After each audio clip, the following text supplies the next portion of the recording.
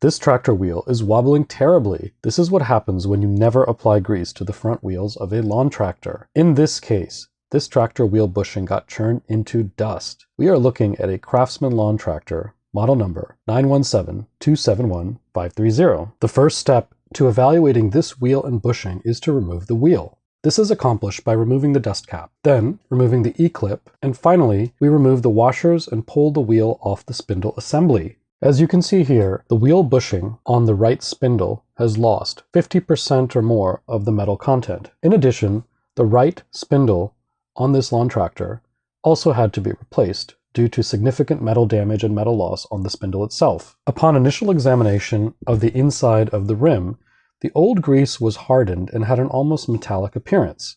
However, it was removed with an old screwdriver relatively easily. This provided access for each bushing to be removed with a metal punch. Here is the first bushing that was removed from this tractor rim. This bushing was on the inside-facing surface of the spindle arm. As such, it does not appear to be all that damaged. In contrast, the outside-facing bushing was significantly damaged and came out quite easily.